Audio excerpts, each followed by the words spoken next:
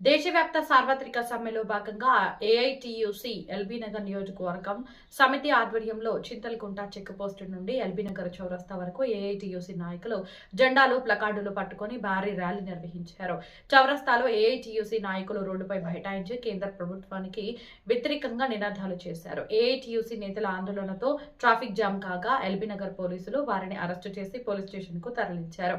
ఈ సందర్భంగా సిపిఐ రాష్ట్ర కార్యవర్గ సభ్యులు ఆందోజు రవీంద్రచారి మాట్లాడుతూ పోరాడి సాధించుకున్న కార్మిక హక్కులను నరేంద్ర మోడీ నేతృత్వంలోని కేంద్ర ప్రభుత్వం పూర్తిగా నిర్వీర్యం చేస్తుందని అన్నారు. మహాత్మా గాంధీ ఉపాధి హామీ పథకాన్ని యథావిధిగా కొనసాగించాలని ఆయన డిమాండ్ చేశారు.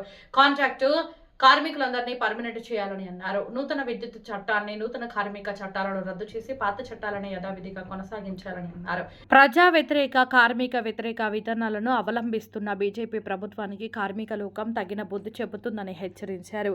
కార్యక్రమంలో సిపిఐ ఎల్బీనగర్ నియోజకవర్గ కార్యదర్శి సామిడి శేఖర్ రెడ్డి, ఏఐటియుసి నాయకులు రాములు గౌడ్, శ్రీదేవి, శోభన్, సుధాకర్ తదితరులు పాల్గొన్నారు.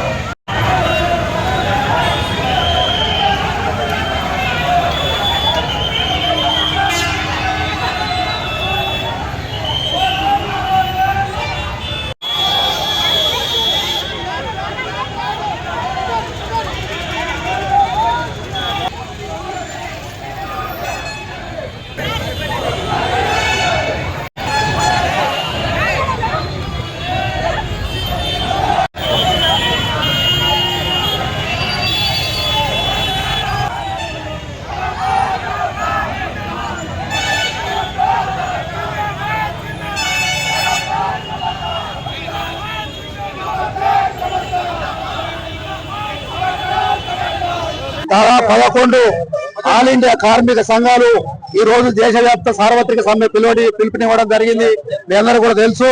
ఈ రోజు సమ్మెలో లక్షలాది మంది కార్మికులు స్వచ్ఛందంగా సమ్మె విజయవంతానికి పాల్గొంటా ఉన్నారు, విజయవంతం చేస్తా ఉన్నారు. కోట్లాది మంది ప్రజలు, సంస్థలు, వ్యక్తులు, ప్రజాస్వామ్యవాదులు ఈ సమ్మెకు మద్దతు ఇస్తా ఉన్నారు. ఇవాళ నిజంగా ఈ సమ్మె జరగడానికి కారణం నరేంద్ర మోడీ ప్రభుత్వం బ్లాక్ చట్టాలను, సుమారు 29 కార్మిక చట్టాలను అనేక సంవత్సరాల త్యాగాలతో కూడిన మరి సంపాదించుకున్నటువంటి ఈ యొక్క 29 చట్టాలను 4 కోట్లుగా విభజించి పార్లమెంట్ లో చట్టం తీసుకొచ్చి 2020లో మరి దాన్ని అమలు చేయడానికి ప్రయత్నం చేస్తా ఉంది. ఈ మధ్య దాని మీద నోటిఫై చేసి అమలు చేయటకు రాష్ట్ర ప్రభుత్వాలకు ఆదేశాలు ఇవ్వడం జరిగింది. దాని వ్యతిరేకంగా ఈ 4 కోట్లను మరి రద్దు చేసి గత కార్మిక చట్టాలను యథావిధిగా కొనసాగించే విధంగా మనం పోరాడుతా ఉన్నాం. మరి నరేంద్ర మోడీ ప్రభుత్వం ఇవాళ పేద ప్రజలకు, ఇవాళ కార్మికులు ఈ దేశంలో పనిచేస్తా ఉన్నారంటే ఉత్పత్తి పెంచే దాంట్లో కార్మికులు ఉన్నారు. ఉత్పత్తి పెరగడం అంటే ఈ దేశ అభివృద్ధి. ఆ ఉత్పత్తి లేకపోతే దేశ అభివృద్ధి లేదు. ఈ దేశానికి జిఎస్టి రూపంలో వసూలు చేస్తున్న మరి కేంద్ర ప్రభుత్వం ఇవాళ ఆ కార్మికులు కష్టార్జితంగానే వచ్చినటువంటి ఉత్పత్తి అయిన వస్తువులు మరి స్థానంలో మరి మీ జిఎస్టీగా వసూలు చేసుకుంటా ఉన్నారు. కానీ కార్మికుల సంక్షేమాన్ని కాలరాస్తూ వాళ్ళను, వాళ్ళ కుటుంబాన్ని వాళ్ళ రోడ్డు మీద తీసుకొస్తా ఉన్నారు. అదే కాదు, వాళ్ళ రైతు సంక్షేమ పథకాలు, రైతు చట్టాలను కూడా మీరు బ్లాక్ చట్టాలు తీసుకొచ్చినారు.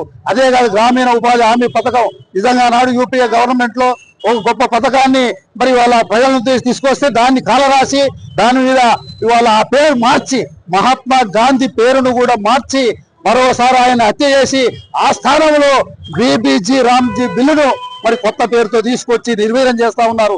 దాన్ని కూడా యథావిధిగా కొనసాగించాలని డిమాండ్ చేస్తా ఉన్నాం.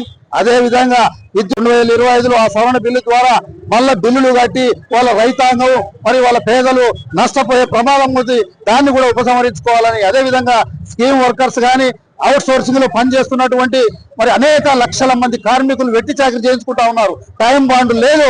వాళ్ళను 9, 10 గంటలు, 12 గంటలు పని చేయించుకొని కనీస వేతనం 26,000 ఇవ్వాలని ఉన్న చట్టం ఉన్నా దాన్ని అమలు చేయకుండా కనీసం వాళ్ళకు వెట్టి చాకరీ 12,000, 10,000 ఇచ్చి మరి వాళ్ళందరినీ వెట్టి చాకరీ చేయించుకుంటాం. వాటన్నిటి కూడా ప్రైవేటు వాళ్ళ కాంట్రాక్ట్ విధానాన్ని, స్కీమ్ వర్కర్స్ విధానాన్ని రద్దు చేసి వాళ్ళని కూడా ప్రభుత్వ ఉద్యోగులుగా గుర్తించాలి ప్రభుత్వాలు అని చెప్పేసి మెయిన్ గా మేము డిమాండ్ చేస్తా ఉన్నాం. కాబట్టి దీని జరుగుతున్నటువంటి సమ్మెలో పాల్గొంటున్న వారందరూ కూడా పేరు పేరున మన హృదయపూర్వక నమస్కారాలు. ఇప్పుడే వచ్చినారు ఐఎన్టీసీ మిత్రులు, సిఐటి మిత్రులు ఉన్నారు. మనం ఆ ఏఐటీసీ సంఘం నుంచి అనేక దాదాపు ఒక బిఎంఎస్ తప్ప ఆల్ ట్రేడ్ యూనియన్స్ వాళ్ళ దేశవ్యాప్తంగా ఘనంగా ఈ యొక్క సమ్మెలో లక్షలాది మంది పాల్గొంటా ఉన్నారు. మీరు ఈ బిల్లును కేంద్ర ప్రభుత్వము వాళ్ళ ఆదాని అంబానీ వాళ్ళ గుత్త పెట్టుబడిదారులకు అనుకూలమైన ఈ ప్రభుత్వం అమెరికా సామ్రాజ్యవాదులకు ట్రంప్ కు తొత్తుగా మారిన ఈ నరేంద్ర మోడీ ప్రభుత్వం గద్దె దించే వరకు ఈ కార్మికులు కర్షకులు ఎవరు కూడా విశ్రమించబోరని ఈ బంద్ సందర్భంగా నేను విజ్ఞప్తి చేస్తా ఉన్నా.